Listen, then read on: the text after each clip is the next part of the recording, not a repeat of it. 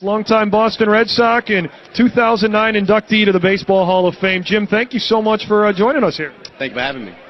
What was it like getting that call? I know you waited a while to get that call into Cooperstown, and when that call finally came, they're going to enshrine you with all the baseball's greats. What was that moment like for you? I don't think it was a moment for me to feel. You can't feel anything like that.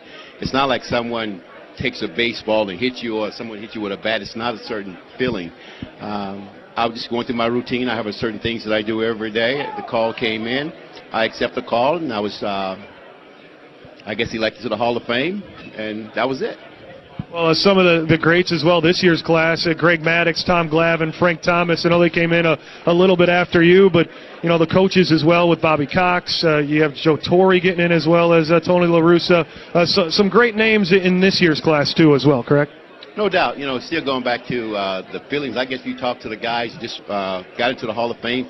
I guess maybe at the first ballot you go in, it's a different feeling. But when you waited so long, I think the feeling have a tendency of just not there anymore. I don't think any baseball player really plays the game for the Hall of Fame.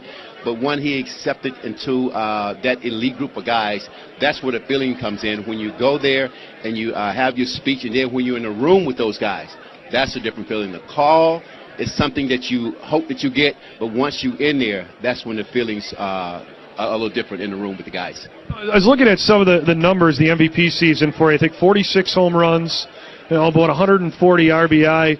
You know, what sets apart a season like that when you're going through and playing at the top? Just locked in, dialed in, and that baseball looks so big when you're up at the plate? Yeah, but I don't look at the 78 MVP. I look at the other two seasons that I had 39 home runs, had 200 hits.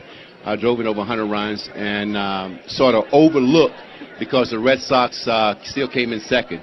And then it was so-called, if they take those numbers away, the Red Sox would have finished in the same spot, which I don't buy.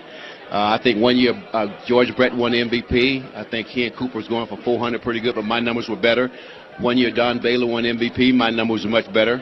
And so those are the things I look at. I don't really look at the 78 because the 78, my numbers better than anyone. But still, during that time when the other 2 years, my numbers just as good. What did it mean to play for one organization, one team your entire career? Because we look at today's day and age in sports, and, you know, that's a rarity. You were a Boston Red Sox synonymous with that franchise for, you know, a couple of decades. I think it has a lot that depends on the person. It has a lot to depend on the organization. It has a lot to depend on your wife. Maybe at the end of your career, you probably want to go back maybe where close to home, maybe where she's from, or maybe where you're from. I think it has a lot to do with communicating with your wife and communicating with the ball club as far as taking care of you. And I was well taken care of.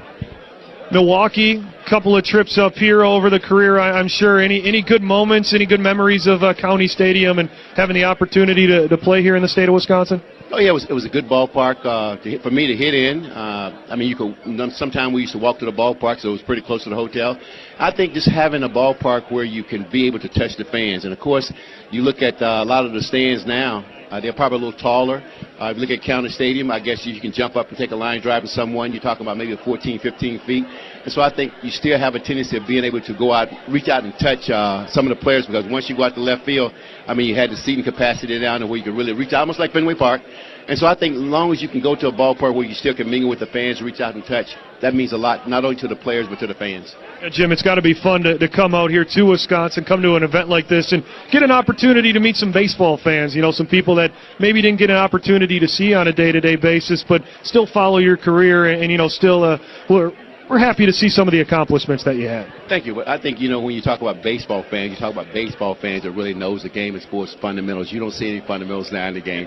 And so I think you have the type of fans now. You see the guys that come out want to see the home runs. Because at one time baseball was down a little bit, and I guess they brought the Super Bowls back, and actually, you know, the home runs came back, and the fans start coming back. But still, I think with the group of guys you have right now, the upcoming stars, I think you can bring your young kids out and you can put fingers on certain guys you want your kid to probably emulate or something like that. Well, Jim, really do appreciate taking a few minutes to join us up here at the press event, and enjoy the night tonight here in Appleton, okay? Thank you. All right, that's Jim Rice. He's the special guest here tonight at the 49th Annual Red Smith Awards Banquet.